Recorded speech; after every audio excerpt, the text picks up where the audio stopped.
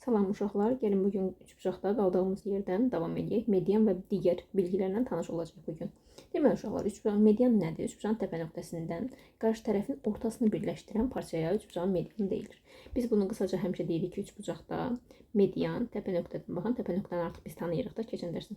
Təpə nöqtədən endirilir və tərəfləri nə edir? Yarıya bölür. Məsəl üçün bura 10 idisə, median artıq bunu nə edəcək? 5-5 böləcək. Və yaxud da ki 16-dırsa, buranı 8-8 böləcək. Tamam mı? Deməli, median təpə nöqtədən endirilir və qarşıdakı tərəfi yarıya bölür. İstənilən tərəfdən bu belədir. Məsələn, mən buradan deməli, bu təpə nöqtədən bir dənə median çəksəm, buranda nə edəcək? Bərabər böləcək. Məsələn, bura 8-dirsə, buranı 4 böləcək. Tamam mı? Həmçinin buranda təpə nöqtəsi olaraq qeydə alırıq. Bu təpə nöqtədən endirilən medianda tərəfi nə edəcək? Yarıya böləcək. Bura tutaq ki, məsələn 9 etsə, 9 olmasın, məsələn 12 olsun. 12-ni 6-6 hissələrə böləcək. Fikir verin uşaqlar, mən burada yarıya bölmələri bir şey deyəcəm. Fikir verin, yarıya bölmələri belə düz xətlərlə göstərdim. Baxın, birinci, yəni bunlar bir-birinə bərabərdir. 2 dənə olanlar bir-birinə bərabərdir. 3 dənə olanlar isə, bax bu tərəflər isə bir-birinə bərabərdir. Yəni 3 dənə olandan 3 dənə olan ayırdığım tərəflər bir-birinə bərabər olacaq. Aydındır mı? Yəni bu xətlərin ekstra bir xüsusiyyəti yoxdur. Sadəcə olaraq bir-birinə bərabər olmağı göstərir. Burada gördüyünüz kimi uşaqlar ABC üçbucağıdır və hər 3 təpə nöqtəsindən medianlar çəkilib. Medianlar çəkilib və görürsünüz, bu median çəkilib və tərəfini enib yarıya bölüb. Sonra bu median çəkilib, tərəfini enib yarıya bölüb. Hər bir mediana aiddir bu. Deməli uşaqlar, biz burada nə öyrənəcəyik? Bütün medianlar, yəni üçbucaqda 3 dənə median var, bunu bildik. İlk öncə üçbucağın medianları bir nöqtədə kəsişir və bu nöqtədə hər bir median təpədən başlayaraq 2-1 nisbətində bölünür. Bu nə deməkdir uşaqlar? Baxın, təpədən başlayaraq nə deməkdir? Gəlin biz bu şəkildə elə izah edək. Biraz bunu bulacaladım. Baxın uşaqlar, təpə burada, düzdür? Təpədən başlayaraq, təpə buradır məsələn. Bir təpədən götürdüm. Mən buradan başlayaraq bunu 2 və 1 nisbətində böləcəm. Yəni bu o deməkdir ki, uşaqlar, bura 2x-dırsa, bura neçə olacaq? X olacaq. Tamam mı? Həmçinin məsələn bu təpədə də düzdür, təpədən başlayaraq. Təpədən başlayır. Təpədən başlayaraq bura 2y-dirsə, bura nə olacaq? Y olacaq. Və yaxud da ki, buranı da götürək. Bax bu təpədir, görürsünüz, təpədən başlayaraq. Təpədən başlayaraq bura 2z-dirsə, bura nə olacaq? Z olacaq. Yəni təpə nöqtədən başlayaraq bu medianlar 2-1 nisbətində bölünür. Baxın burada məsələn sizə baxın bu şeyləri veriblər. Nisbətləri ki nədir, nə deyil. AG-nin GM1-ə nisbətini deyil, 2-1 nisbətində. Baxın AG. AG haradır? Bax bura. Düzdür? AG-nin GM1-ə bura nisbəti. Həqiqətən də 2-nin 1 nisbətidir. Həqiqətən 2y. Y-ə bölsə y-lər gedəcək və 2-nin 1 nisbəti qalacaq. Düzdürmü? Bilirsiniz ki 2/1 həm də 2/1 deməkdir də belə. Yəni bunları başqa-başqa nisbətlərdə də görə bilərsiniz. Belə ki, uşaqlar, məsələn sizə verə bilər ki, burada əslində verilib, buradakilər sadəcə olaraq biraz qarışıqdır deyə mən sizə aydınlıq gətirmək istəyirəm. Məsələn, mən sizdən soruşuram ki, AG-nin AM1-ə nisbəti neçədir? Siz deyəcəksiniz ki, A-dan G-yə qədər nə qədərdir? 2-dir. A-dan M-ə qədər isə uşaqlar, bu 2y-dir, bu da y-dir. Düz deyil, neçə olacaq? 3. 2y-dən 3y belə deyək də sizin üçün. Y-lər gedəcək və 3-ün 2 nisbətində qalacaq. Və yaxud da ki, eyni şeyi mən burada da eləyə bilərəm. Tutaq ki, mən BG-nin BM-ə nisbətini istəyirəm. Fikir verin uşaqlar, BG-nin BM-ə nisbətini. Tutaq ki, mən bura 2x demişəm, burada nə olacaq uşaqlar? X olacaq. O zaman 2x-in bölürəm. BM neçə x-dir? Baxın uşaq, hamısı. Hamısı bir yerdə neçə x olacaq? 3x. Böləndə bunlar gedir və 3-də 2 qalır. Və həmçinin mən buradan sizdən belə bir şey də istəyə bilərəm. Məsələn, deyərəm ki, GM3-lə məsələn, GM3-ün nisbətini tapın. İndi mən baxıram ki, GM3 haradır? GM3 uşaqlar, baxın buradadır. Fikir verin, mən bunları yenə nə kimi bölsəm, məsələn, 2A və A kimi bölsəm, GM3 hara düşür? Bura. Deyilmi? Baxın, bura düşür GM3. Ora A-dır, bölürəm. C-dən M3-ə qədər isə, baxın, bunun hamısıdır. Hamısı. O zaman neçə A eləyir? 3A. A-lar gedəcək, qalacaq neçə? 3-də 1. Aydınmı? Medianların bölünməsi o qədər də çətin bir şey deyil. Sadəcə olaraq geniş şəkildə izah edirəm ki, misallarda mütləq sizə bundan düşəcək və buna aid misallar, yəni belə deyim, şəklin üstündə veriləcək və siz bunu doğru şəkildə yazmalısınız ki, siz bir yerə çıxa biləsiniz. Tamam mı? Bu da bölünməsi. Sonra uşaqlar deməli, burada qeyd eləmişik G üçbucağın ağırlıq mərkəzidir. Yəni medianların kəsişmə nöqtəsi olan G üçbucaqların üçbucağın ağırlıq mərkəzidir. Ağırlıq mərkəzi uşaqlar təkcə G ilə işarə olunmur. Məsəl üçün burada sizi aldada bilərlər. Hər hansısa bir başqa hərf qoyarlar, K qoyarlar, nə bilim M qoyarlar və sair və ilaxır qoyarlar. Deyirlər ki, həmin bu nöqtə ağırlıq mərkəzidir. Siz nəyi bilməlisiniz uşaqlar? Mütləq şəkildə bunu bilməlisiniz ki, ağırlıq mərkəzi varsa, deməli buradan çəkilən düz xətlər nədir? Mütləq şəkildə medianlardır. Yaxşı uşaqlar, məsələn, gəlin bir dənə misal quraq sizin üçün. Tutaq ki, mən sizə deyirəm ki, üçbucağın A, B, C üçbucağında məsələn bir dənə nöqtə verilib K nöqtəsi və şərtdə sizə verirəm ki, K ağırlıq mərkəzidir. Mərkəzi. Və sizə buradan bir dənə düz xətt endirmişəm. Mən bu düz xəttin nə olduğunu demirəm. Məsələn, BD olsun. BD düz xəttinin nə olduğu barədə heç nə demirəm. Nə olduğu barədə. Sadəcə sizə deyirəm ki, BD məsələn 18 olarsa, BK-nı tapın. Okey. Siz də baxırsınız ki, ya Rəbbim, ya Rəsulallahım, biz ağırlıq mərkəzini haradasa görmüşük. Təbii ki də harada görmüşük uşaqlar? Medianlarda. O zaman ağırlıq mərkəzi varsa, bu K ağırlıq mərkəzidirsə, o zaman BD nə olur uşaqlar? Median olur. BD-nin median olduğunu siz aşkar elədiniz. Siz də bilirsiniz ki, medianlar təpə nöqtədən başlayır. Baxın, təpə nöqtədən başlayaraq neçə nisbətdə bölünür? 2-nin 1-ə. Yəni bu 2x olacaq, bu neçə x olacaq? 1x. İndi biz bilirik ki, artıq 18 neçə x-dir? 2x plus x, yəni BD-nin hamısı 3x elədi, düz deyil. Neçəyə bərabərdir? Burada yazmışıq 18-ə. 3x 18-dirsə, x neçəyə bərabər olacaq? 6-ya. Əla. Amma bizdən görün nə soruşur? BK-nı soruşur. Baxın, BK. BK neçə x-dir uşaqlar? BK-ya baxsaq görərik 2x-dir. 2x bərabərdir 2 vur 6, o da eləyəcək 12. Deməli, 12. Deməli, bizim axtardığımız cavab nəymiş? 12 imiş. Mən nə edim uşaqlar? Ağırlıq mərkəzini gördüm və o dəqiqə bildim ki, BD, yəni bu düz xət, əvvəl mənə deyilməmişdi. Amma indi bilirəm ki, bu düz xət nədir? Mediandır. Median olduğunda hardan bildim? Yenə vurğulayıram ağırlıq mərkəzinin olmasında. Aydınmı uşaqlar? Keçək indi medianın düsturuna. Medianın düsturu nədir uşaqlar? Baxın, burada verilib. Mən sizə belə bir üçbucaq çəkim və onun üstündə izləyək bunu. Tutaq ki, bura A olsun, bura B olsun, burada C olsun. Mən A tərəfinə median çəkmişəm, tərəfinə yarıya bölür. A tərəfinə median çəkəndə bu həmişə baxın MA nəyi bildirir? A tərəfinə çəkilən medianı bildirir. MA bərabərdir. Biraz yaxınlaşdıraq. MA bərabərdir 2-də 1 kök altı. Baxın, 2-də 1 kök altı, 2-də 1 kök altı, 2-də 1 kök altı. Hamısında var. Hamısında. Bu bir mənalıdır uşaqlar. Kök altına diqqət edin indi uşaqlar. Kök altında hansı tərəfə çəkmisinizsə, baxın, A-ya çəkilib A-nı çıxıb, B-yə çəkilib B-ni çıxıb, C-yə çəkilib C-ni çıxıb. Axırda görürsünüz, fikir verin. Bu qanun uyğunluğu başa düşsəz, zaten medianın düsturu sizin üçün çox sadə olacaq. İndi MA 2-də 1 kök altı. Bu zaten əzbərdir. 2-də 1 kök altı yazdıq. Nə yazacağıq? A tərəfinə çəkmişsiniz siz medianı. Sizdə median çəkilməyən tərəflər var. B ilə C var. Həmin bunların sizə bir qanun uyğunluqla yazılışı olacaq. 2 B-nin kvadratı, üstə gəl 2 C-nin kvadratı. Axırda da median çəkilən tərəfini eləyəcəm, çıxacam. Bu qədər sadə. Gəlin indi, məsələn, B tərəfinə median çəkək. Buradakı ki. B tərəfinə median çəkdim uşaqlar. B tərəfinə çəkilən median təzən bunu eləyir? Yarıya bölür təbii ki də. İndi uşaqlar, B tərəfinə median çəkmişəm axı. B tərəfinə median çəkmişəmsə, 2-də 1 kök altda zaten yazılır. 2-də 1 kök altda baxın. Median çəkilməyən bir tərəf A tərəfidir, 2A kvadrat. Üstə gəl, median çəkilməyən ikinci tərəf C tərəfidir. Üstə gəl 2C kvadrat. Çıxılsın, median çəkilən tərəf hansıdır? B tərəf. Çıxılsın B kvadrat. Gördünüz? Bu qanun uyğunluq çox sadədir uşaqlar. Bunu bilsəz, median düsturları sizin üçün çox rahat olacaq. Yəni, mükəmməl asan. Məncə, çətin bir şey də yoxdur həqiqətən burada. Belə. İndi uşaqlar, belə bir düsturumuz var. Medianlar və tərəflər arasındakı düstur. Desəz ki, müəllimə, bu bizə harda lazım olacaq? Mən bu yaxınlarda sınaq eləmişdim. Bircə dəqiqə o misalı tapım, sizə göstərim. Aha, baxın uşaqlar, sualı tapdım. Bu misala baxın. Deyir ki, tərəfləri 5, 6, 7 olan üçbucağın medianlarının kvadratları cəmini tapın. Deməli, mən düsturu da yaxınlaşdırım sizin üçün. Baxın, medianların kvadratlarını görürsünüzmü? Medianların kvadratları, bu da tərəflərin kvadratı. Deməli, mənə deyir medianların kvadratını tap. Düzdür? Baxın, sualda deyir ki, mənə medianların kvadratları cəmini tap. Bu nə deməkdir uşaqlar? Yəni, MA kvadrat, üstə gəl MB kvadrat, üstə gəl MC kvadrat. Biz bilirik ki, üçbucağın neçə medianı var? 3 medianı var. Bərabər deyəsiniz 4-də 3. Baxın, düsturdakini tətbiq edirəm. Görürsünüz, bunları yazdım. MA, MB, MC və 4-3 mötəriz açır.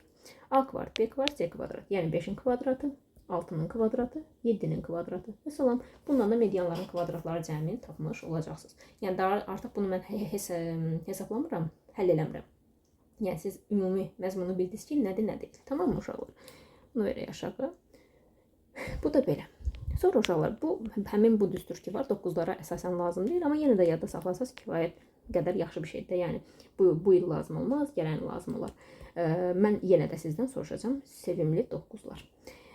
Sonra bu heç zaten bunu bilir ki, A tərəfindən çəkilən mediandır, MB B tərəfindən çəkilən mediandır və s. və axır. Uşaqlar, əsas məsələlərdən biri iki median bir-birinə perpendikulyar olanda digər medianı necə tapırıq biz? Çox sadə.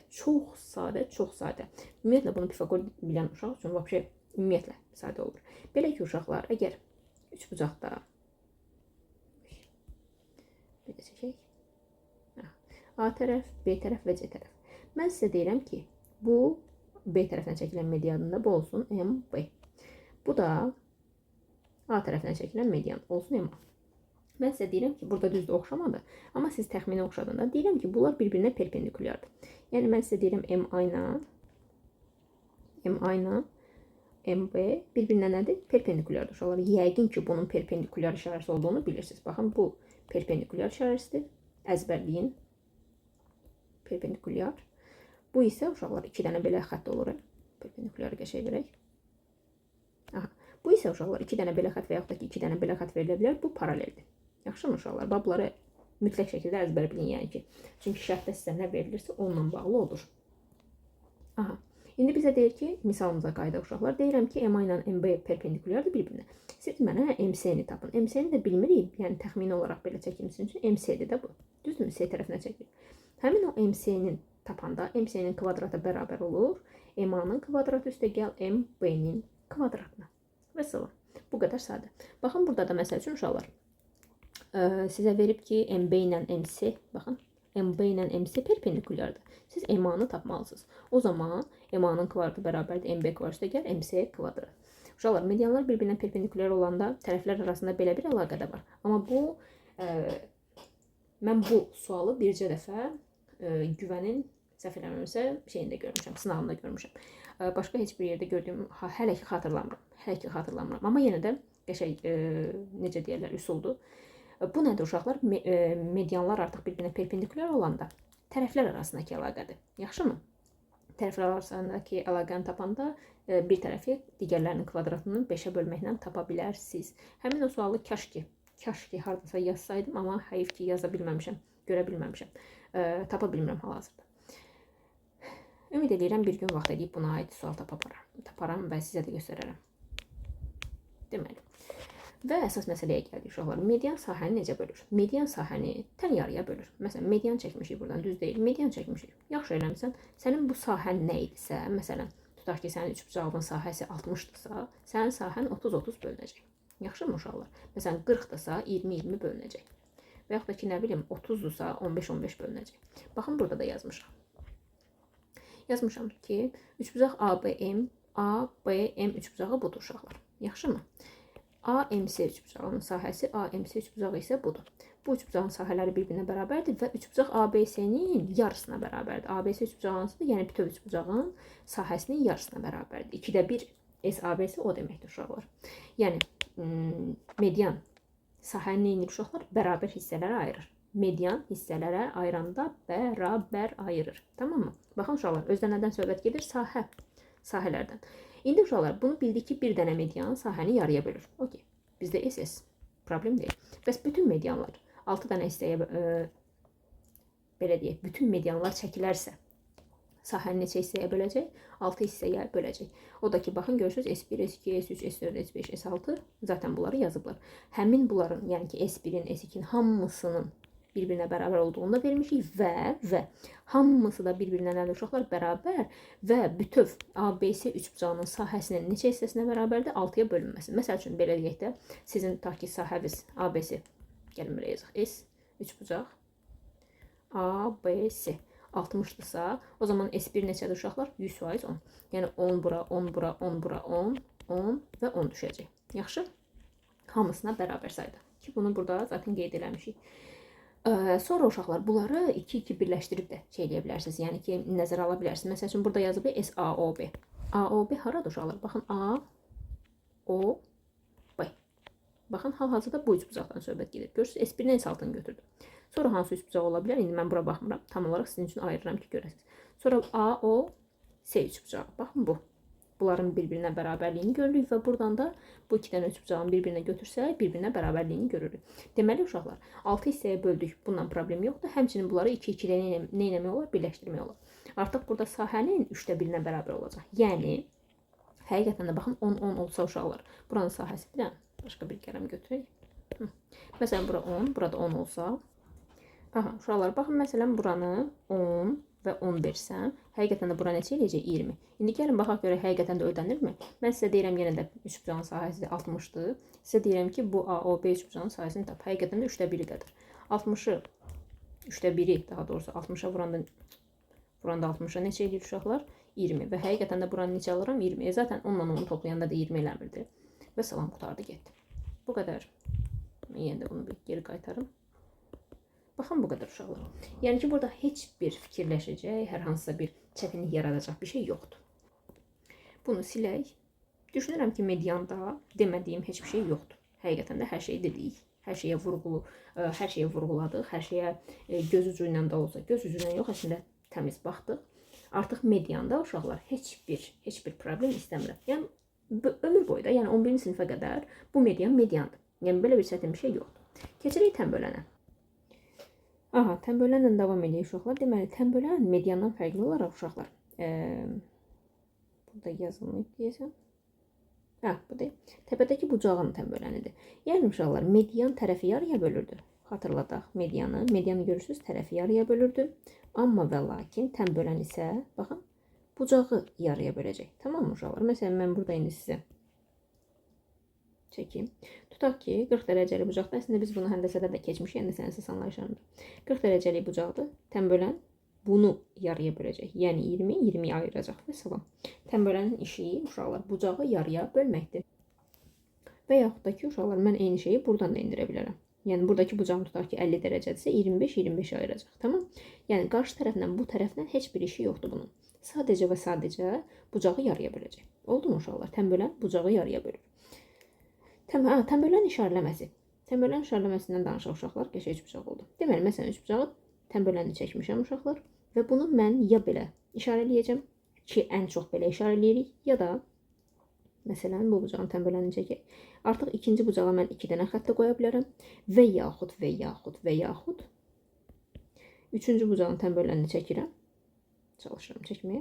Və burada nöqtələr görə bilərsiniz. Baxın, belə nöqtələr. Bu da tənbölən olduğunun göstəricisidir uşaqlar. Tamam mı? Tənbölən müxtəlif cür işarələyə bilərsiniz. Amma nə barədə tərəflərlə nəsə eləyəsiniz. Tərəflərlə işiniz olmasın uşaqlar. Tamam mı? Getdik uşaqlar. İndi tənböləndə əsasən 2 dənə şey var. Bir tənbölənin xassəsi, 2 isə tənbölənin özünün düsturu.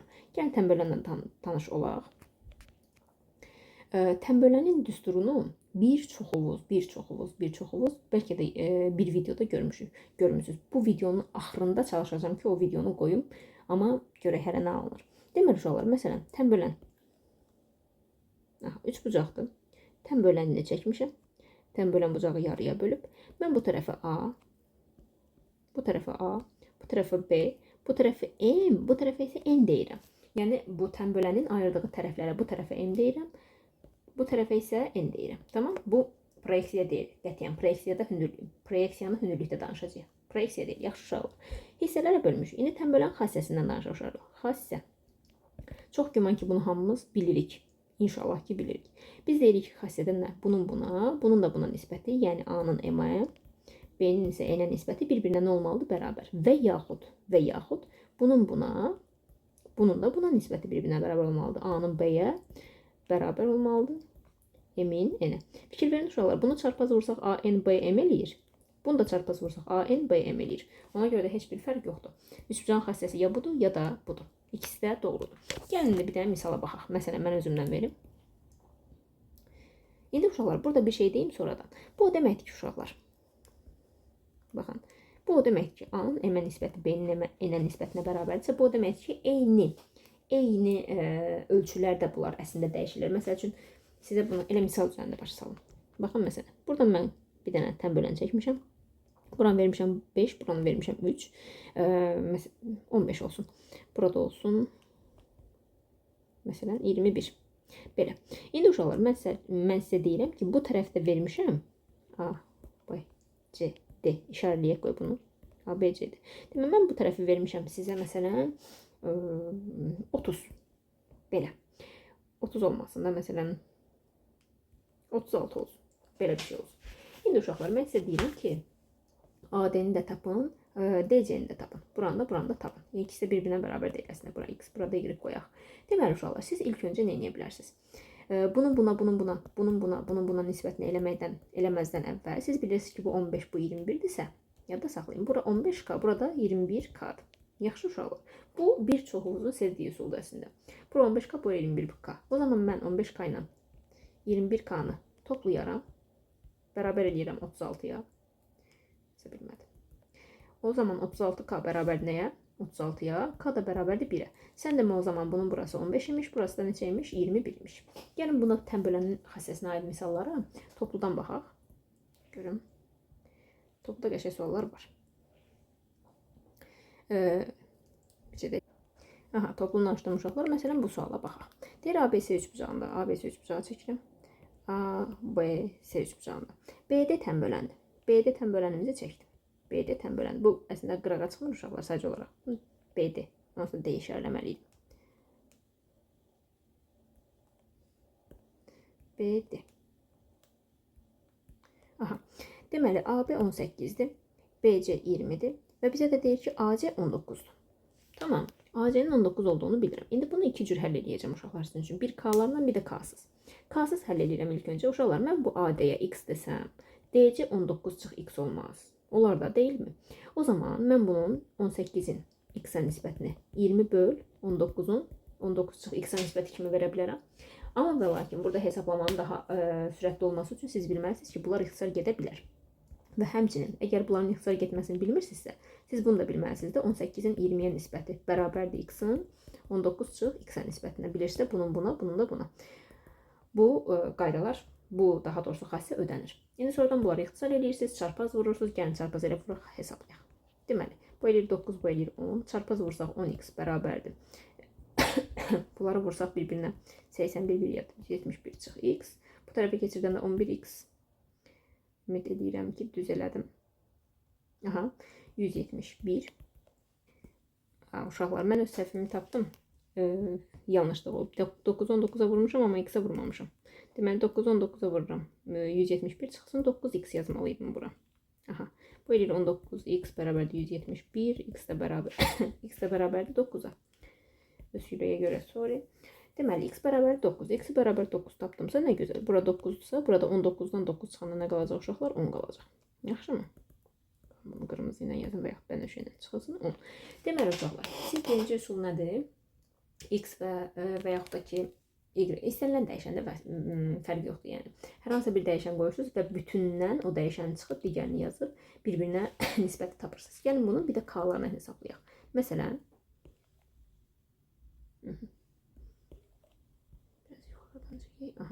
deməli uşaqlar, məsələn bizdə buradan yenə tənbölən çəkmişəm. Bura 18-dir, bura 20-dir. Artıq bilirik də hara-haradır. Aha, indi mənə D, C, B. Aha, indi bizdən DC-nin uzunluğunu istəyir. DC-ni bayaq neçə tapmırdıq? Hə, 10. Baxın, 10 tapmışıq. İndi görək bu üsuldan da 10 tapacam ya yox. Mən sizə deyirəm ki, uşaqlar, bura 18-dirsə, o zaman bura 18K-dır. Bura 20-dirsə, o zaman burada 20K-dır. 20K. İndi buranda 19 verir baxa bizə, düz deyil. Mən yazıram 18K plus 20K bərabərdə 19-a. 38K 19. K neçə eləyəcək uşaqlar? 19-u 8-ə böləcəm, eləyəcək 2-də 1. Deməli, mən 18-i 2-də 1-ə vursam uşaqlar. Gəlin buradan göstərim. 18K-dır da düz deyil. 18-i vuram 2-də 1-ə. Eləyir neçə? 9. Baxın, 18K olan yerə nə yazacağım? 9. Və 20K-nı 20K 20 vur 2-də 1. Bu da eləyəcək neçə? 10. Həqiqətən də DC hissəyə 2-də 1 K-ya neçə tapdım? 10.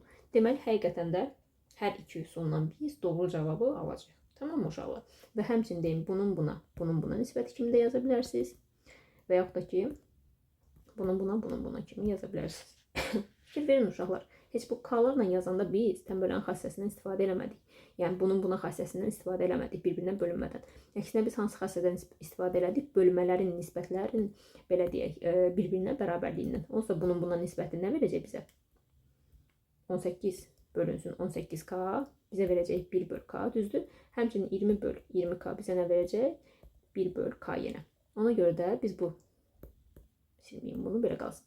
Həqiqətən burada da 1 böl k, burada da 1 böl k olduğuna görə nisbətlərin bir-birinə bərabərliyindən biz getdik, irəli getdik və tənbölən xassəsini, sırf bu xassəni belə deyək, bir-birinə bölünmə xassəsini tətbiq eləmədən cavabı tapdıq. Bu da belə. Bir dənə də misal yazaq uşaqlar, mənim könlümə yatsın tam. Məsələn, 11-ci sual. Deməli, ABC üçbucağının tənböləndə AB, AD. Deməli, mən bura belə bir üçbucaq qururam. BAD, BAC. ABC üçbucağı da əslində uşaqlar ABC'dir. Yəni, sadəcə olaraq A-dan tənbölən çəkəcəm deyə belə yazdım. AD deyil, tənböləndir. AD tənbölən olduğunu göstərirəm. Mütləq şəkildə tənbölən nədir onu göstərməliyəm. Və mənə verilənləri yazıram. AB 18-dir. AC 15-dir. DC çıx BD çıxılsın DC 2-dir uşaqlar. Bax, bu versiyanı biraz fərqli formalarda yazacağım. İlk öncə mən k-larla işləyəcəm. Bura 18k-dır. Bura isə neçə k-dır uşaqlar? 15k-dır.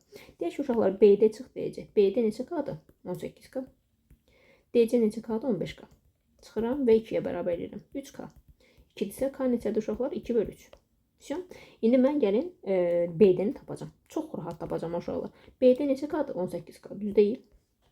18-i vururam. 18k bərabərdir. 18 vurulsun. K-nın yerinə yazacağım. 3-də 2. Aha. 3-də 2 yazacağım və 18-dən 3-ü ixtisara aparacağım. 6, 6-nı 2 vuranda 12.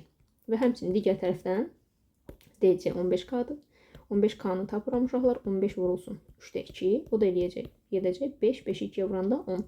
Və salam. Qurtardı getdi. Görürsünüz, k-nın 3-də 2 olmasından həm 18k-nın, yəni BD-ni, həm də DC-ni neynədim uşaqlar? Tapdım. Bu ilk üsul. Mən bu ilk üsulu sevirəm. Uşaqların əksəriyyəti də sevir. Yenə də siz baxın da hansı üsul sizə uyğunsa ondan istifadə edin. Digər üsul nədir uşaqlar? Mən bunu yavaş-yavaş keçirəm. Digər üsulumuza keçək. Məsələn, A-nı bura verirəm, B-ni bura, C-ni bura. Yenə də tənbölən çəkirəm uşaqlar. 18 bura. 18 oxşamasa da siz oxşadın da. 15 bura. Aha. İndi bizə deyir ki, BD çıxılsın DC 12-dir. Yox, 2-dir. 2-dir. İndi uşaqlar, mən fikirləşirəm ki, buradan BD-ni tapsam, 2, DC də bu tərəfə keçən olacaq, üstə gəl DC. Düzdür uşaqlar? İndi mən buradan, mən DC-ni ümumiyyətlə bilmirəm axı. Heç bir şey bilmirəm. Mən DC-yə X desəm. Baxın, DC-yə X deyirəm. O zaman BD nə olacaq? 2 üstə gəl. 2 üstə gəl X olmaz. Fikir verin, DC-nin yerinə, bax bunun yerinə təsəvvür edin ki, X var. Tamam mı? DC-nin yerinə X qoydum da. Aha. O zaman BD-yi yazıram. 2 üstə gəl X. Bunu başqa bir qələmlə yazıram. 2 üstə gəl X. O zaman və mən bunları artıq tamamladığıma görə nə edəcəm? Tənbölən xassəsini tətbiq edəcəm. 18-in 2 üstə gəl X-ə nisbəti bərabərdir 15-in X-ə nisbəti. 15 böl X. Görə eyni cavabı alırıq mı ya yox? Bunları eyni 3-ə ixtisar edirəm uşaqlar. 6 və 5 qalır. Çarpaz vururam. 6x bərabərdir 10. Üstə gəl 5x. Yəqin ki, bilirsiniz 5-i. Baxın bu 5-i. Həm 2-yə vururam, həm də x-ə vururam. Bayaq unutmuşdum vurmağı. Bu da eləyir x bərabərdir 10-a. Həqiqətən də baxın uşaqlar, x hara idi? DC idi. DC-ni 10 tapdım. Fikir verin. İndi buna baxın əvvəlkinə. Həqiqətən də buranı 15k-nı nə tapmışdım mən? 10 tapmışdım. Demək ki, hər şey qaydasındadır. İstədiyiniz üsuldan istifadə edə bilərsiniz uşaqlar. Və həmçinin x-i 10 tapdıqsa uşaqlar, x-in üstünə 2 gələndə, yəni burada neçə eləyəcək? 12. Və salam. Həmçinin burada da neçə tapmışdıq? 18k-nı 12 tapmışdıq. Demək ki, hər şey qaydasındadır uşaqlar. İstədiyiniz formada bunu tətbiq edə bilərsiniz. Keçdik tənbölənin düsturuna. Tənbölənin düsturu. Bu barədə danışacağım uşaqlar. Bu qalsın. Tənbölənin düsturundan danışaq. Tənbölənin özü var. Yan tərəfləri bölüb, tənbölənin özü çəkilib. Tənbölənlə oturacağı MN hissələrə ayırıb və bu indi bizə tənbölənin T'nin özünün düsturu lazımdır. T'ni tapanda T kvadrat bərabərdir. A vur B, AB çıxılsın MN kimi hesablayacağıq. Və yaxud da ki, uşaqlar, buralara fikir verməyəsiniz. Buralara fikir verməyin. Burası irəli səviyyədir. Ümumiyyətlə, belə lazımsızdır. Yəni, mən istəmirəm öyrənəsiniz. Belə, AB çıxılsın MN yazacağıq. Ya da belə. Görün, bu var kök altı. Kök altı hissəsi yoxdur uşaqlar. Mən sizə belə başa salım ki, bunu kvadratdan endirdimsə, bu tərəfdə nəyə salmalıyım? Kökün altına salmalıyım. İndi gəlin buna aid nümunə elə belə bir nümunə yazın. Məsələn, 3 bucaqdır. Bura 10, bura 12'dir. Bura 5, burada 6'dır. Mən sizə deyirəm, T'ni tapın tənböləni. O zaman yazsınız, T kvadrat bərabərdir 10 vur 12, çıxılsın 5 vur 6. T kvadrat bərabər olacaq deməli. 120-dən çıxacam 30-u, eləyəcək 90. 90 da mən necə göstərəcəm uşaqlar? Kök altda 90, o da eləyəcək 9 vur 10, o da eləyəcək necə? 3 kök altda 10 kimi. Deməli, tənbölənimiz 3 kök altda 10-a bərabərdir. Bu da belə. Düşünürəm ki, nümunə çox asandır. Ümumiyyətlə, tənbölənin tapılması çox asandır uşaqlar. Sadəcə olaraq yerinə tətbiq edib və əsas məsələ düsturu bilməlisiniz. Davam edək. Hə uşaqlar, bundan danışaq. Tənbölənlərin kəşfə nöqtəsi üçbucağın daxilinə çəkilmiş çevrənin radiusudur. Hardasa, nə vaxtsa belə bir şəkil görsəz, içinə bir dənə çevrə çəkək.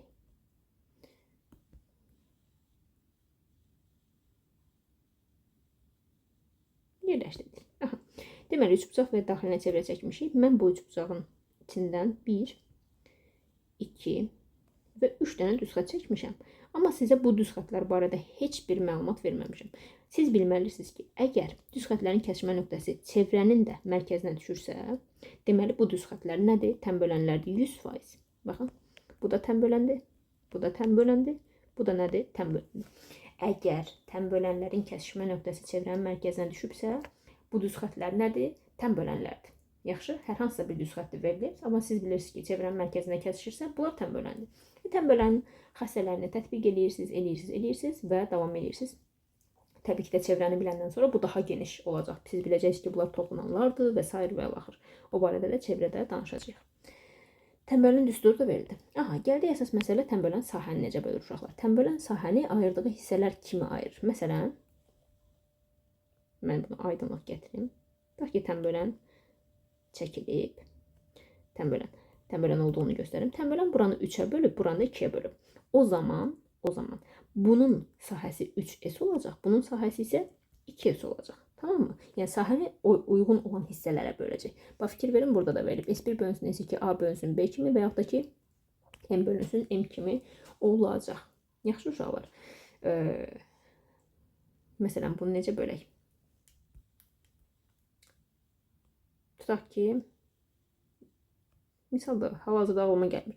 Hər neysə də uşaqlar, buradakı nisbətlər kimi, məsələn, belə bir şey verək də, tutaq ki, buranın sahəsi 20 olsun, buranın sahəsini soruşur sizdən. O zaman siz bilirsiniz ki, 2-yə 20 düşürsə, düzdür, bura neçə düşəcək? 30 düşəcək. Aydındır, sahələr belə uyğun nisbətlərdə bölünür. Medianlarda nə idi? Median tamamilə bərabər bölürdü. Amma burada isə aşağıdakı, məsəl üçün, bunların nisbəti neçədirsə, M-nin nisbəti, 3-ün 2-yə nisbəti neçədirsə, o nisbətdə, yaxud da ki, AB-nin nisbəti neçədirsə, o nisbətdə bölünəcək.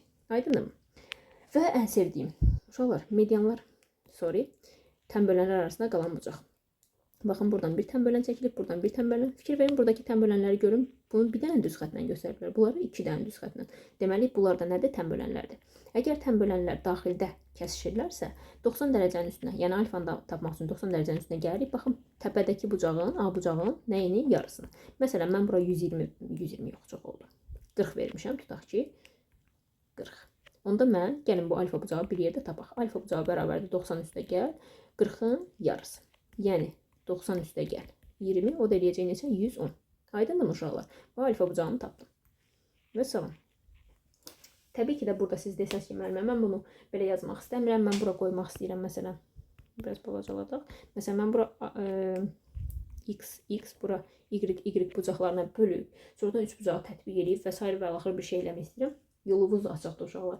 Nə qədər geniş yazsaz, bir o qədər yaxşı. Amma və lakin, yenə təkrarlayıram, bizə imtahanda lazımdır ki, ən qısa vaxtda ən doğru cavabı yazaq. Yaxşı mı uşaqlar? Ona görə bu üsul tamamilə qəşəng üsuldur. Sonra uşaqlar, bu tənbölənlərin bir də xarici bucaqlar üçün olanı var da, daxili bucaq. Bu daxili bucaq idi uşaqlar. Baxın, buradakı daxili bucaq idi. Artıq burada B bucağında, B daxili bucaqdır burada. Bu isə onun nə idi? Xarici bucağı. Həmçinin C-nin daxili bucağı burada. Bura isə nə olacaq? Xarici bucaq. Xarici bucaqların tən bölənləri arasında qalan bucaq isə 90 dərəcə çıxılsın, A bölünsün 2. Yəni ki, bu təpədəki bucaqda yenə ondan işləyəcəyik. Təpədəki bucaqla, təpədəki bucağı yarıya bölüb 90-dan çıxsaz və buradakı alfanı ala biləcəksiniz. Məsələn, mən burada təpədəki bucağa 50 verirəm. 90 çıxılsın, alfanı tapmaq üçün. 90 çıxılsın, 50 böl 2 kimi yazıram. 90-dan çıxıram 25-i. O da neçə eləyəcək uşaqlar? 65 və salam. Bu qədər sadə. Deməli, buradakı alfa bucağı neçə dərəcədir? 65 dərəcədir. Bu da belə. Sonra uşaqlar, buradakı qaydanı bilməyiniz necə deyirlər? Yaxşıdır.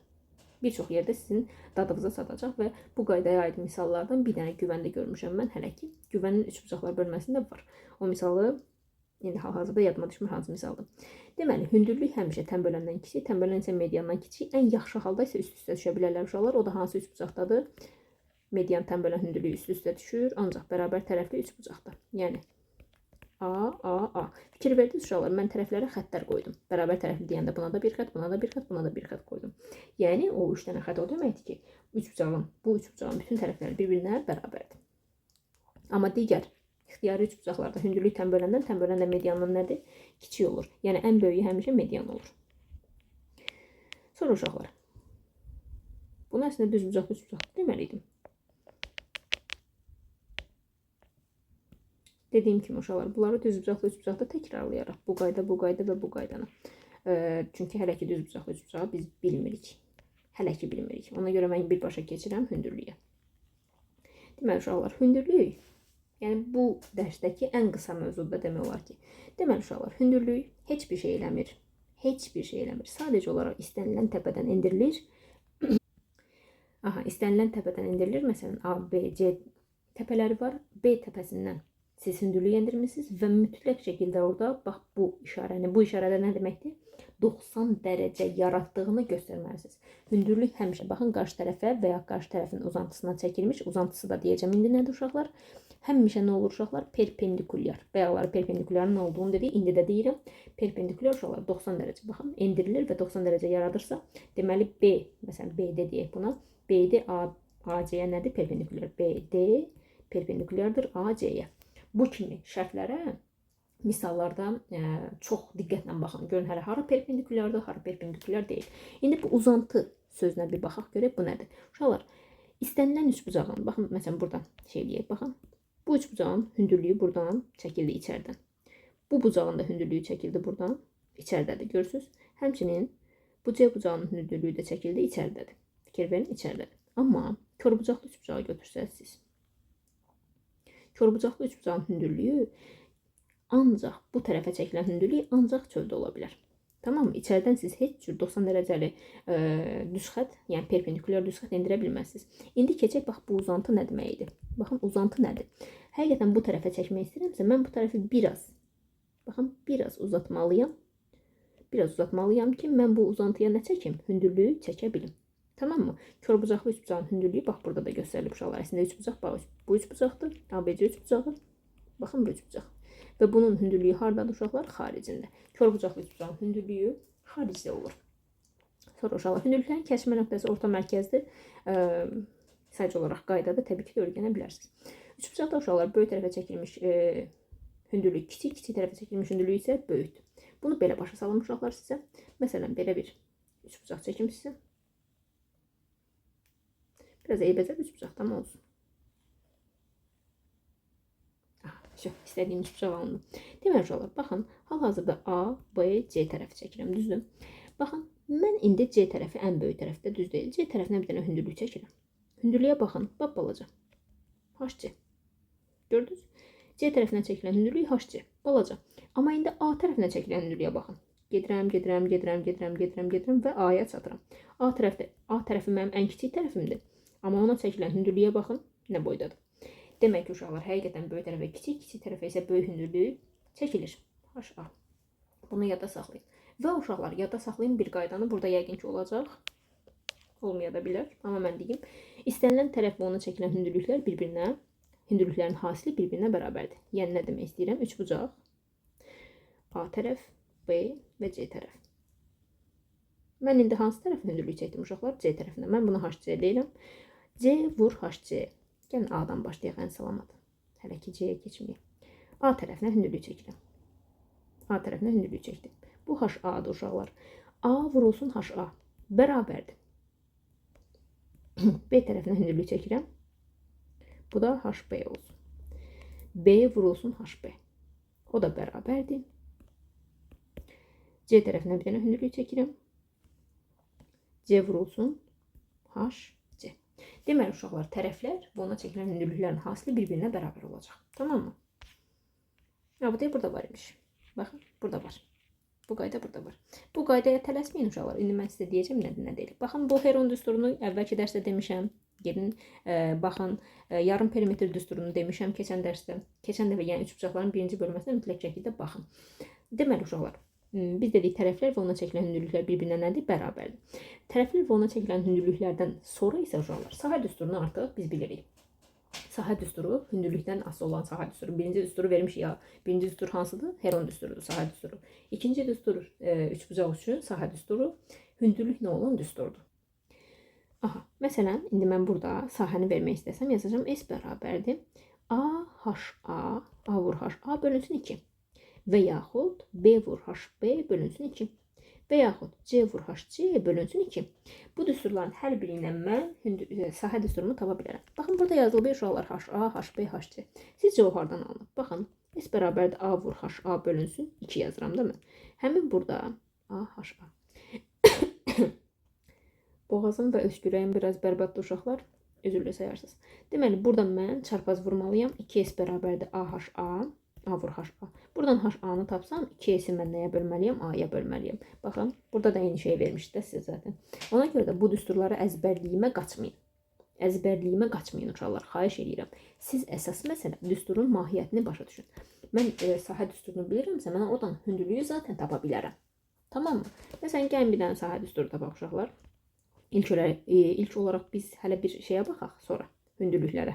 Biz də deyək, tərəfə çəkilən hündürlük və s. baxaq. Məsələn, bura 6-dır, buna çəkilən hündürlük 3-dür.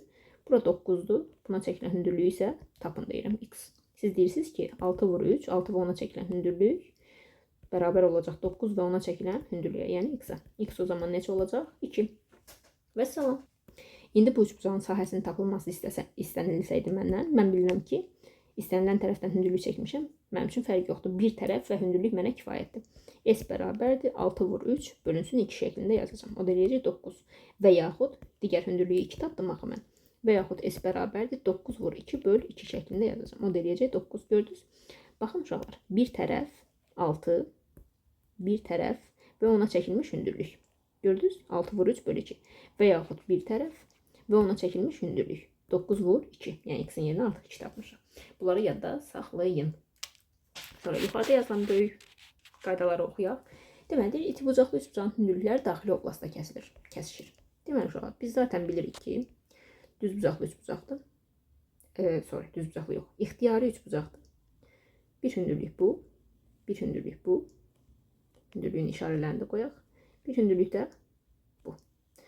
Bu hündürlüyün kəsişmə nöqtəsindən baxın, hündürlüklərin daha doğrusu kəsişmə nöqtəsi daxildədir. Daxili oblast yəni uşaqlar, bax üçbucağın daxilində kəsişib. Onu demək istəyirəm.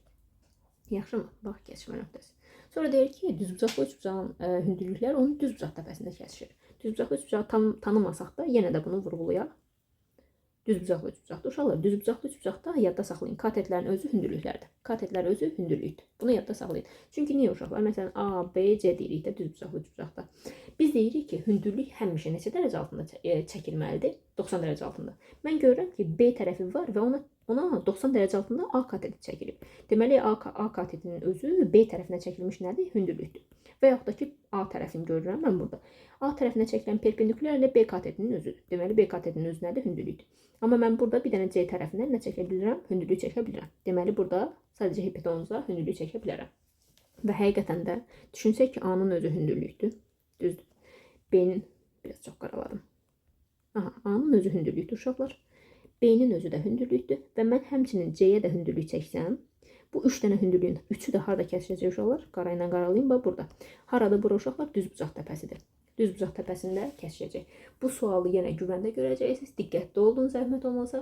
Əgər hündürlüklər düz bucaq təpəsində bir nöqtədə daha doğrusu kəsişirsə, bir təpədə daha doğrusu baxın, üçbucağın düz bucaq təpəsi olduğunu deməyəcəklər sizə. Sizə sual verəcəklər ki, baxın belə. Tamamilə fikrimizi toparlayaq.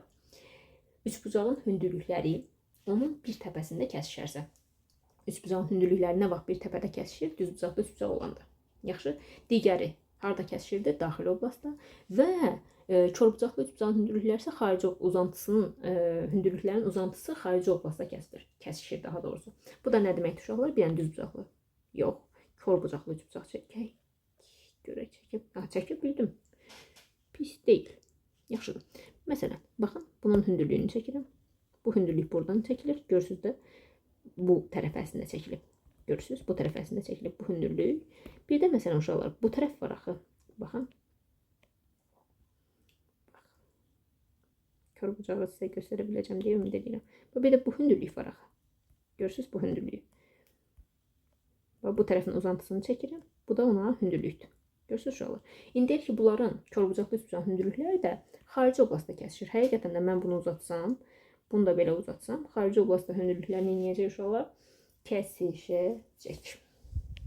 Məsələn. Sonra bu hündürlüklə bağlı o qədər də önəmli şeylər deyil uşaqlar, amma istəsəniz baxa bilərsiniz. Təbii ki də hündürlüklərin hasilinin hündürlüklərin cəminə nisbəti üçüncü hündürlüyün tapılması da belə deyil. Biz üçbucaq bərabərsliyi keçmişik. Bu da bir növ hündürlük bərabərsliyi kimi keçərlidir. Gəldik üçbucağın orta xəttinə. Üçbucağın orta xətti uşaqlar. İxtiyari üçbucağın, daha doğrusu üçbucağın xarici nədir? Üçbucağın ixtiyari iki tərəfinin orta nöqtəsini birləşdirən. Gəlin bu cümləni araşdıraq. Uşaqlar, o üçbucağın iki tərəfi, görürsünüz, iki tərəfin orta nöqtəsi. Orta nöqtəsi onları yarıya bölmək deməkdir uşaqlar. Yəni mən bu tərəfləri yarıya bölmüşəm. Ki, əgər üçbucaq verilibsə sizə, ortadan bir dənə belə xətt verilib. Buranı 5, buranı 7 ayırıbsa, deməli bu nədir? Orta xətt. Amma və lakin yan tərəfləri 5, 7, buranda 6, 8 ayırıbsa, bu artıq orta xətt deyil. Bunu oxşarlıqla gedəcəyik və oxşarlıq dərsində izahı YouTube-da var. İstəsəniz baxa bilərsiniz bizim kanalımızda. Belə uşaqlar, orta xətt olması üçün mütləq şəkildə nə etməli idi? Yan tərəfləri yarıya bölməli idi. Məsələn, 5, 5, bu da 6, 6 olmalı idi. Yaxşı mı? Mütləq. Və orta xətt uşaqlar paylı olduğu tərəfin yarısına bərabərdir. Belə ki, əgər bura məsələn 10-dursa, bura nə olacaq? 5 olacaq. Bura 16-dırsa, bura olacaq 8. Aydındır mı? İki tərəfin cəmindən kiçik olur. Məsələn, üçbucaq bərabərsliyi ödənilir. Deməli, orta xətt olması üçün əsas məsələ nədir uşaqlar? Yan tərəfləri nə etməlidir? Yarıya bölməlidir. Yan tərəfləri yarıya bölmək uşaqlar onların orta nöqtələrinin birləşməsidir. İndi gəlin üçbucaq çəkək və üçbucağın bütün orta xəttlərini çəkək.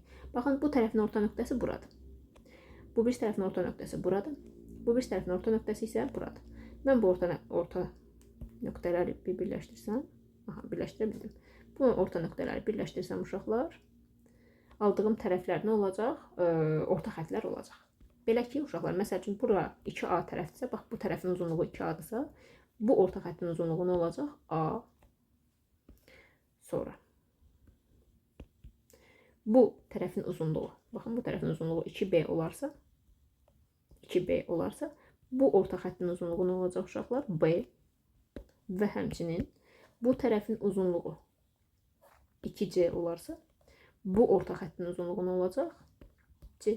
Və salam. Yəni, bir-birindən baxırlar, orta xəttə nədir? Paralel olduğu tərəfin yarısına bərabərdir. Baxın, burada da verilib. MN AC-yə paraleldir, MN AC-yə paraleldir, paralelliyi bilirik də. Və MN AC-nin yarısına bərabərdir. AC-nin yarısı MN-dir. Görürsünüz? Məsələn. Sonra uşaqlar, orta xətt perimetri necə ayırır? Perimetri, gəlin belə gedək. Orta xətt çəkək. Məsələn, orta xətt olduğunu hardan bilirəm? Neçəyə ayırdığını bilmirəm, amma bu tərəfləri yarıya ayırdığını bilirəm. Yarıya ayırmanı görürsünüz uşaqlar, bərabər ayırmaları diqqətli olun. Mənim yazmama diqqətlə baxın. Yarıya bölür və gəlir perimetrə. Məsəl üçün, ABC üçbucağının perimetri ABC 30-dursa uşaqlar, perimetr MBN-i tapın. O da olacaq 15. Hardan bildim uşaqlar? Baxın, bu ayırdığı balaca üçbucaqlara böyük üçbucağın perimetrinin yarısına bərabərdir. Baxın, bu ayrılan balaca üçbucağın perimetri böyük üçbucağın perimetrinin yarısıdır. Bu aşağıdakı hissə ki var, bax bu hissə. Bu hissənin perimetrini isə tamamilə verilən ədədlərə görə və verilən necə deyək, orta xəttə görə və s. və axır tapacağıq. Yaxşımı? Amma biz bilirik ki, bu balaca üçbucağın perimetri böyük üçbucağın perimetrinin yarısına bərabərdir. Bax, burada da yazmışıq. Sahə isə uşaqlar, sahə isə 4/1 və 4/3 kimi ayırsanız mən daha sevinərdim. Nəinki 3 və S və 3S kimi. İndi bunun səbəbini zaten burada göstəriblər deyə təzdən çəkməyəcəm. Belə ki, uşaqlar, baxın, üçbucağı çəkiblər. Görürsünüz. 1 orta xətt, 2 orta xətt və 3 orta xətt. 3 orta xəttin 3-ünü də kəsiblər. Çəkiblər daha doğrusu. Biz görürük ki, burada 4 dənə üçbucaq alınıb. Birinci üçbucaq, ikinci üçbucaq, üçüncü üçbucaq, dördüncü üçbucaq. Və bu 4 dənə üçbucağın 4-ü də bu 4 dənə üçbucağın, bax bu üçbucaq, bu və bu. 4 dənə üçbucağın 4-ü də bir-birinə sahəcə bərabərdir. Baxın, S1, S2, S3, S4 bir-birinə bərabərdir. Və həmin bu sahələr bütöv üçbucağın, ABC üçbucağının 4/1-nə bərabərdir. Yəni uşaqlar, baxın, mən buradan düz xətlə ayırsam, bir dənə üçbucaq yuxarıya düşür, 3 dənəsi aşağıya düşür. O zaman mən bu 4 dənə üçbucaqdan birini yuxarıya, 4 dənə üçbucaqdan 3-ünü isə aşağıya verəcəm. Yəni sahəni belə böləcəm. 4 dənə üçbucağın biri yuxarıdadır, 3-ü isə aşağıdadır. Məsələn, mən sizə belə başa salım. Tutaq ki, mənim üçbucağımın sahəsi 60-dır. O zaman yuxarıdakı 4/1 vur 60 olacaq. Gedəcək və qalacaq 15. Yuxarının sahəsi necə olacaq? 15. Aşağısı olacaq 45 uşaqlar. Belə. Yəni sahəni də bu cür ayırır. Bu da belə. Sonra uşaqlar, üçbucağın növləri zaten bilirik. Tərəflərinə görə müxtəlif tərəfli, bərabər yanlı, bərabər tərəfli üçbucaqlar olur. Bucaqlarına görə isə iti bucaqlı üçbucaq, kör bucaqlı üçbucaq və düz bucaqlı üçbucaq. Düz bucaqlı üçbucaq və düz bucaqlı üçbucaq. İndi gəlin bərabər yanlı üçbucaqdan danışaq. Ümid edirəm ki, bura qədər danışılan hər şey uşaqlar sizə aydındır. Ümid edirəm. Deməli, bərabər yanlı üçbucaqda uşaqlar maraqlı faktorlar var. Belə ki, bərabər yanlı üçbucaqda yan tərəflər bir-birinə bərabərdir. Bu tərəflə bu tərəf. Və yaxud sizə bərabər yanlı üçbucaqlı başqa cür verilə bilər. Bu tərəfdən bu tərəf bir-birinə bərabər götürülə bilər. Heç bir fərq yoxdur uşaqlar. Əsas odur ki, iki yan tərəf bir-birinə nədir? Bərabərdir. Yaxşı. İki yan tərəf bir-birinə bərabərdir uşaqlar. Bu deməkdir ki, yan tərəf oturacağı bura haradır? Oturacaq. Bura haradır? Oturacaq. Yəni yan tərəflər artıq buralarda, deyilmi? Bu tərəflər. Deməli, oturacağı bucaqlar da bir-birinə bərabər olmalıdır, bərabər yanında. Yəni alfa. Tutaq ki, bura 20-dirsə, burada nə olmalıdır? 20 olmalıdır mütləq şəkildə. Belə. Bərabər yanlı üçbucaqda başqa nə var uşaqlar? Bərabər yanlı üçbucaqda oturacağı endirilmiş, ancaq oturacağı endirilmiş median, tənbölən və hündürlük hamısı bir-birinə bərabərdir. Median, tənbölən və hündürlük. Tutaq ki, mən sizə deyirəm ki, bərabər yanlı üçbucağın medianı 10-dursa, tənbölənini tapın. Tənbölən də neçə olacaq? 10 olacaq. Median 10-dursa, tənbölən də 10-dur. Hündürlük də nə olacaq uşaqlar? 10 olacaq. Bu qədər sadə. Və həmçinin uşaqlar, median, tənbölən, hündürlük. Və həmçinin, baxın, bu üçbucaqda, bu bərabər yanlı üçbucaqda oturacaq burada deyə və bura. O zaman bura alfa və bura alfa verəcəm. Və oturacağa çəkilən median, tənbölən, hündürlük deyəndə bax bunu nəzərdə tutacaq. Yəni şəkli beyninizdə döndərməyi bacar. Yaxşımı? Bu da belə. Burada zaten o qaydalar verilib. Bərabər yanlı üçbucaqda falan şeylər olur. Bərabər yanlı üçbucaqda bunlar ödənir və əsas məsələ uşaqlar, bərabər yanlı üçbucaqda bayaq tənböləni tapanda düstur keçdiyə dedi ki, bir dəqiqə görüm onu burada tapa biləcəmmi?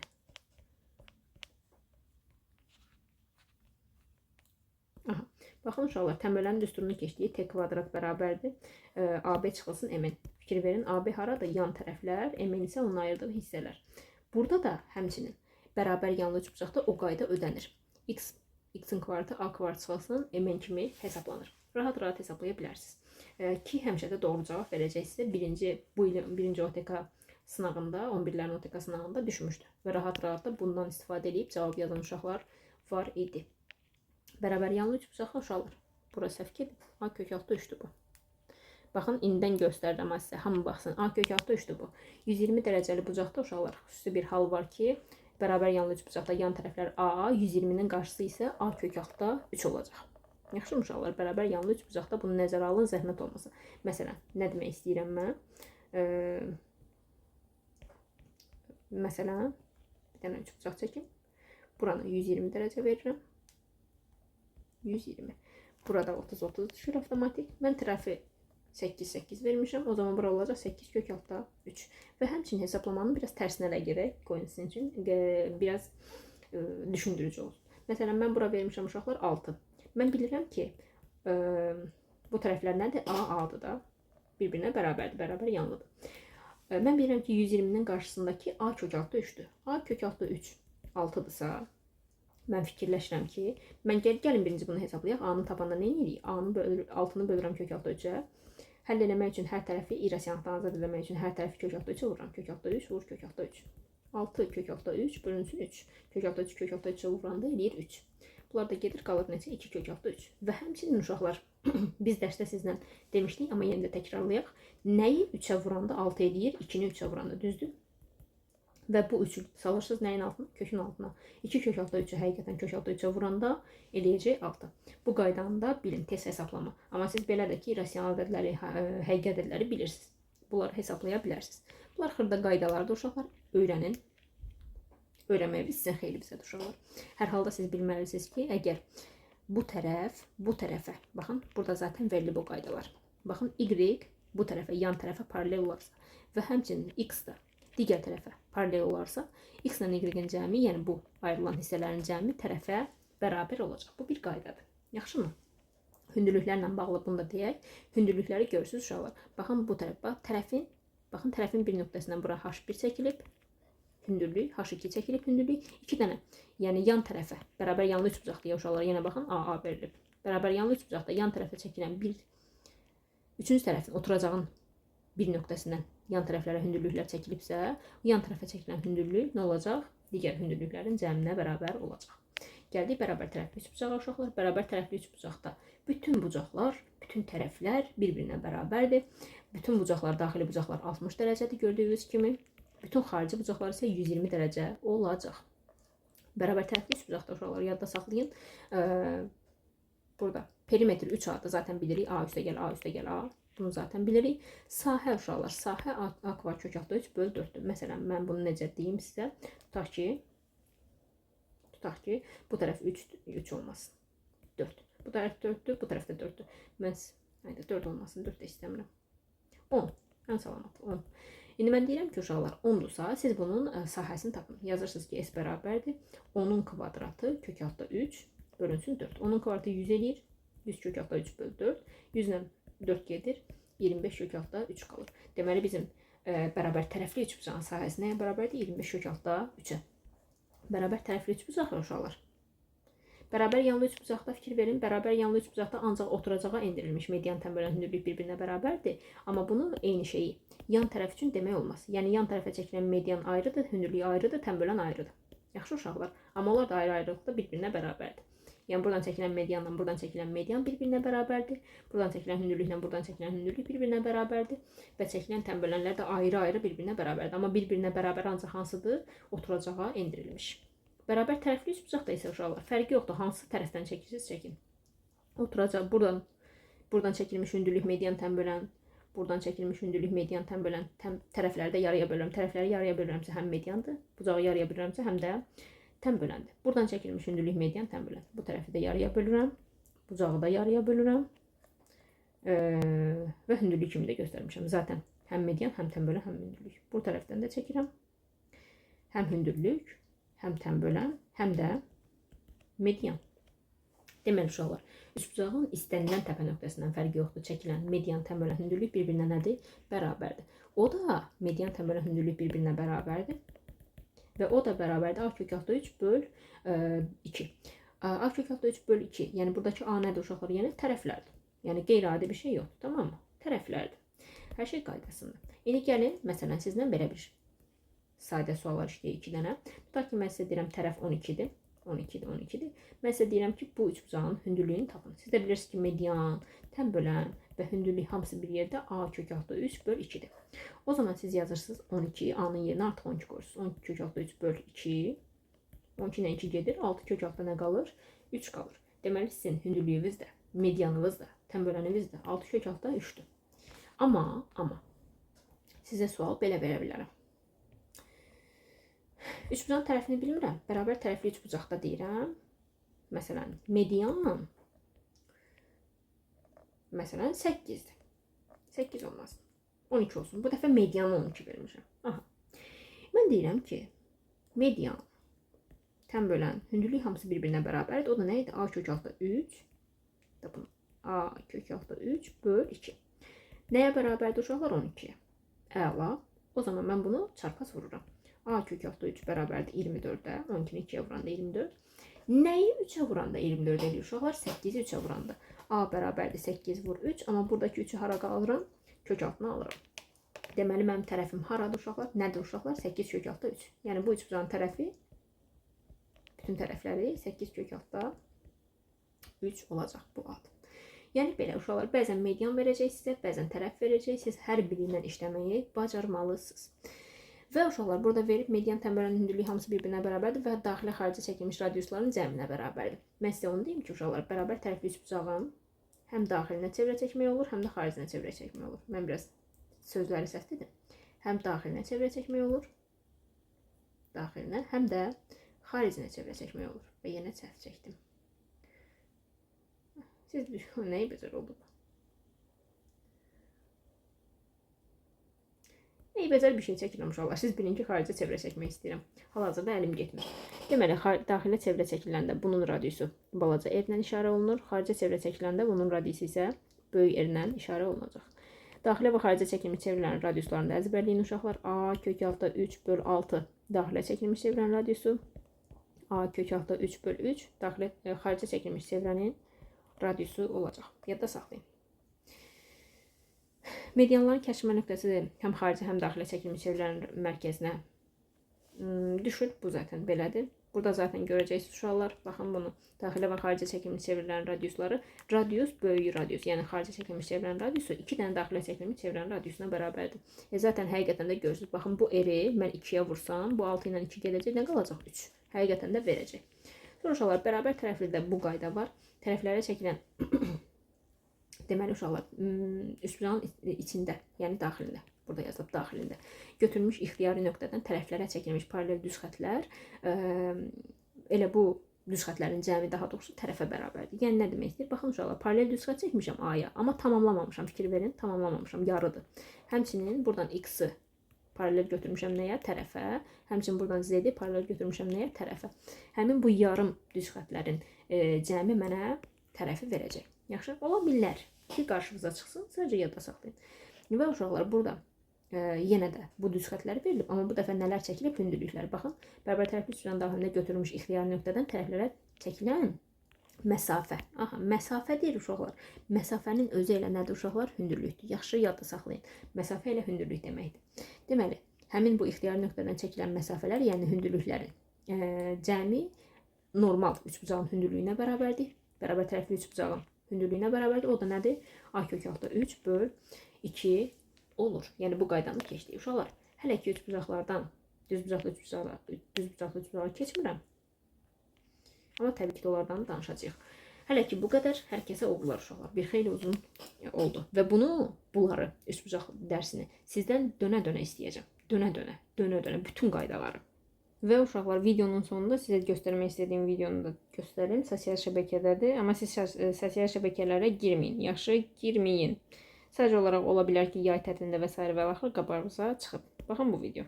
Teorem. Bir üçgende açıortay iniyorsa munun muna oranları eşit. Bak C bölü M çok zevkli, eşittir. B bölü ne? Bu kadar. Bak munun muna bu kadar basit. Hatta şunu yer değiştirelim. C bölü B ne oluyor yer değiştirsek? M bölü ne? Şöyle yapabilirsin. Munun muna oranı eşit diyebilirsin. Gel soru üzerinde. Həmin o qayda uşaqlar hansı qaydadır? Tənbölənin xəssəsi idi. Tənbölənin xəssəsində biz dedik bunun buna, bunun da buna. Bax, həmin qayda o müəllimindir. Təəssüflər olsun ki, biz o qədər əyləncəli dərs keçə bilmirik. Hər nəysə, əsas odur ki, siz qaydanı bildiniz. Kifayət qədər də yaxşı dərs keçirik, kifayət qədər də qəşəng dərs keçirik. Uşaqlar, sizdən də gözləntim yüksəkdir. Xahiş edirəm, qaydaları yaxşı öyrənin. Hələlik.